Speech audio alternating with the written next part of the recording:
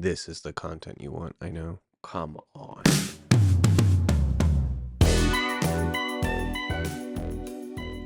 Okay. Hi. Hey, everyone. Welcome back to my YouTube channel. Hands-free again.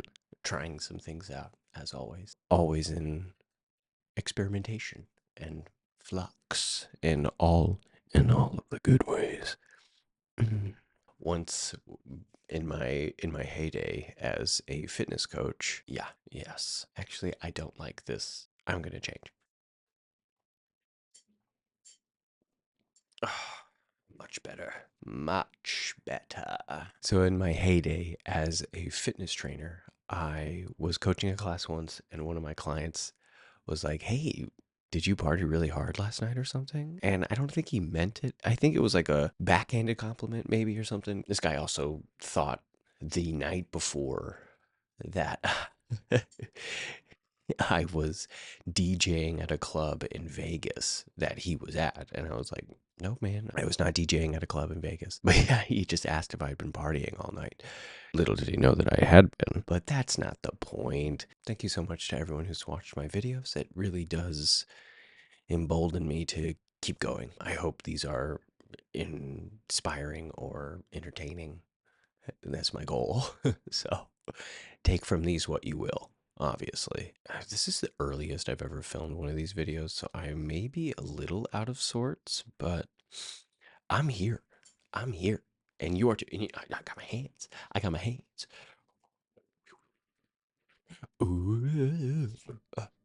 No tutting. No tutting. We shall be no terrible tutting here. Try terrible tutting. Ah. Okay. So it's hard to keep my thoughts straight because I have a cat knocking at my door. Hold on. Longtime viewers will see that she's getting so big. Yes. Okay. So in this new year, definitely, like as I sort of mentioned in my last video about my New Year's resolutions, just wanting to post more, just kind of being more intentional or thoughtful with my own content and what I put out into the ether of the internet.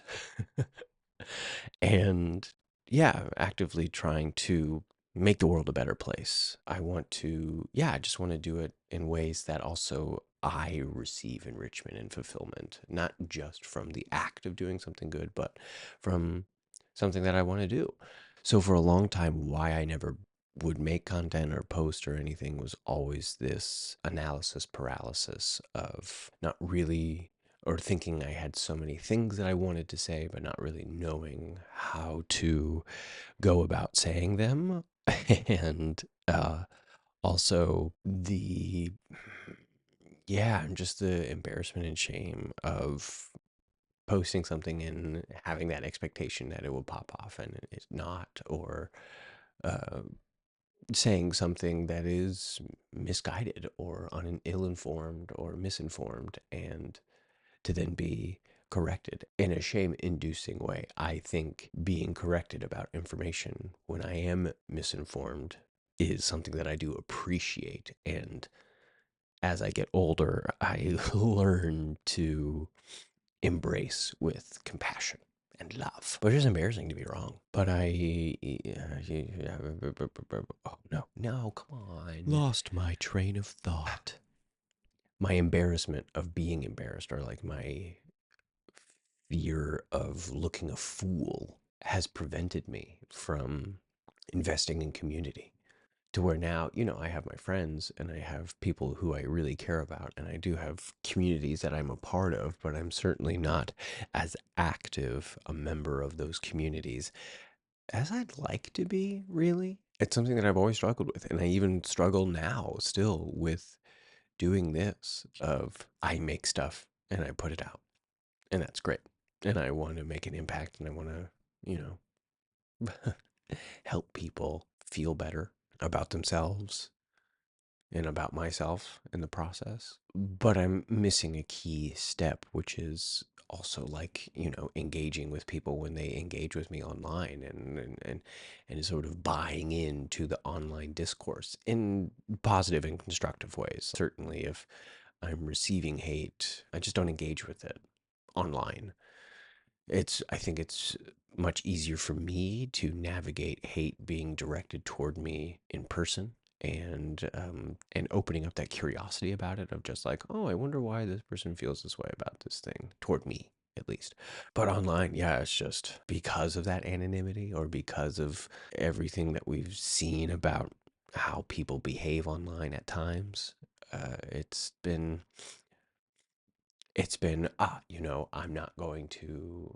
I'm not going to buy in to that, or I'm just not going to engage. But I've discovered now that it's become overarching throughout my entire relationship with people online. I'm a lurker. I'm a lurker, lurker, lurker. I'm always looking, but you won't hear from me. I feel like a boss right now because my coat. Because I'm a coat. Oh, and I got a little kitty in my lap.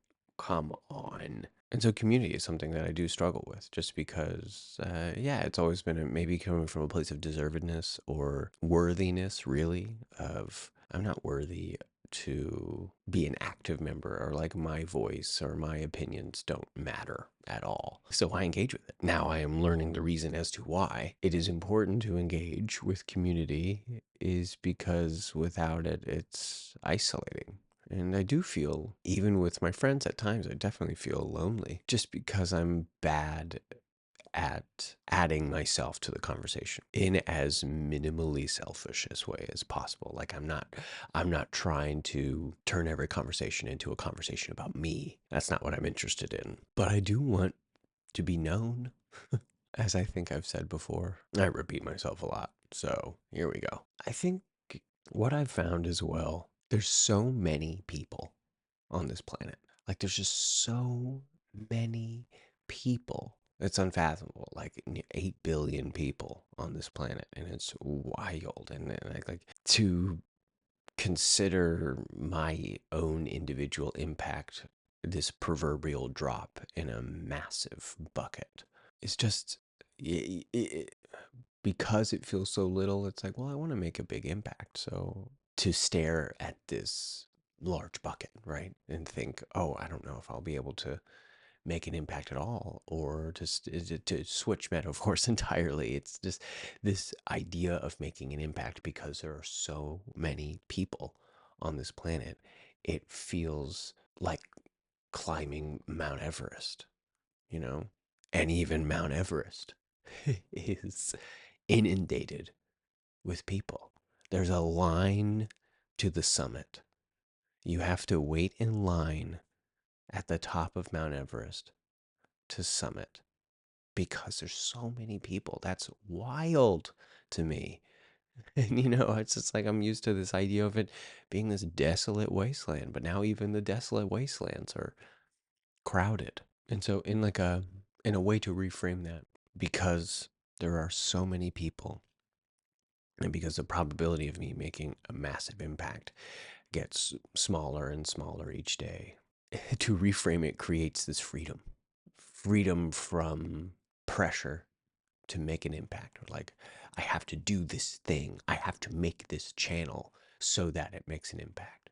I have to make this channel so that I get oodles and caboodles and noodles of followers and subscribers, so I can quit my job and live on a boat. I don't know. I do not want to live on a boat. You heard it here. It's just, yeah, following this sort of American Dream 2.0, which is one job instead of many, and a, a job that offers me creative freedom, or a job that just offers me freedom. But because there's so many people, and so many people are chasing the same dream, and so many people have this idea that I can be that it's liberating. So I oscillate back and forth between this feeling of liberation, which is like, yes, wow, whatever. So if I make no impact whatsoever and just make these videos because I want to make these videos, great. And then on the other side, it's, I can't, I mean, this all feels like a sham. I'm not making enough. I'm not making, who am I making these videos for? What am I making these videos to do? What, and it's like, what's the point, really? And so I kind of bounce back and forth. And it's amazing how quickly I can bounce back and forth between those. Even while filming this, it's like, get on a roll and I run it. I'm like, yeah, yeah, yeah. And then I get smacked in the face with the beautifully bitter reality that there's just so many people on this planet that it's like, wow, I mean, who am I amongst the masses? Bingo. And I'm back. I'm me. I'm me, baby. Yeah. I'm Mitch. And so, in part of just wanting to get better at this medium and get better at making these videos so that I can make an impact. Part of it is learning like who my target audience is or like things that I'm good at and all this other like entrepreneurial hullabaloo, which is fine. And I love it. I love it. I do. Because I do like getting better at the things that I like doing. But I don't want to lose sight again as to why I'm making these videos in the first place. Oh my God, all this feels so false. It just feels so put on right now. Part of this program that I'm following is kind of discerning what I'm good at.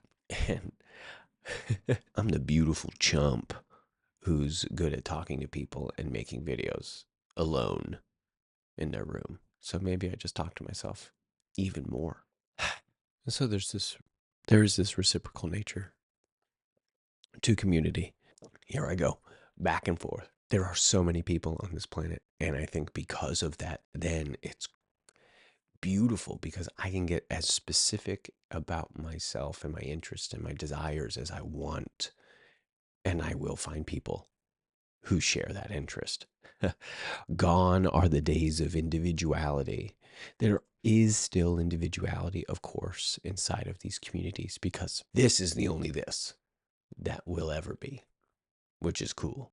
And at the same time, my interests are, yeah, there's so many people that I will definitely find my communities and find people who share my interests fully.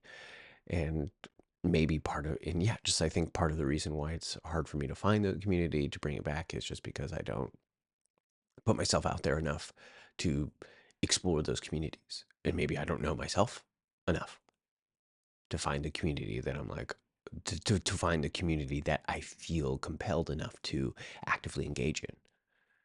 It's tough to say because I'm also like kind of shy. Wait for this. This is the content you want, I know. That's what I should do. Welcome back. This is my new co-host. Do you have anything you'd like to add? A woman of many words and so few.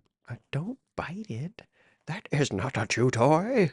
Come on, look at that. She's a beaut. Yeah, wanting to find these places of community and wanting to find these places that I do feel compelled to reach out to. And maybe it starts with us. Yeah, maybe it does start with me. Maybe it's maybe it's less about finding those community, maybe it's less about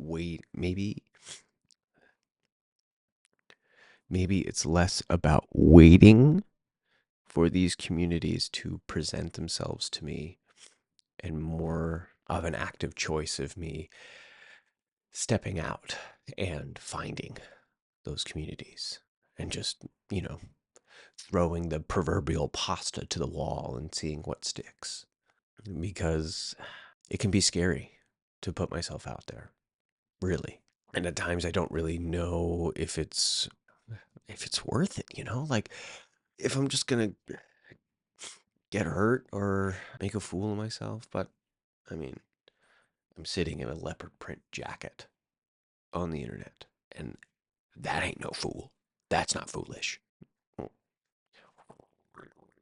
The only person I hurt by not being a fool and not being myself isn't myself, because I deserve to be who I am at all times. And so do you. Impact over intent. The impact that we make, regardless of the intent, is more powerful. And I have made an impact because I'm people are watching this, regardless of the analytics of how long people are watching it. People are watching this. So you are watching this, and that's pretty cool. It really is, because, you know, to change one person's life is more than enough, is more than what I could ask for. And sometimes if that person whose life I change is mine, I have to let that count too. But I don't want to stop there. I don't want to stop at just changing my life, even though my life is amazing. Look at me. I've got a coat. I've got a cat. I've got a lot of cats. And yeah, I just think it's always possible to change lives and make impacts. Can you see I'm trying to cover? We don't need to see your whole. This is not OnlyFans, or is it? I think that's all I've got today. Thank you so much for watching. Be sure to like and subscribe, and let's make an impact. Let's change the world together, me and you. And if you're watching this, I love you, even if it's just me in the editing bay. I'll see you in the next one.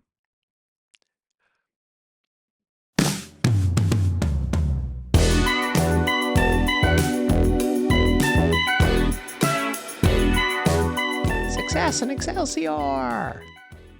Huzzah!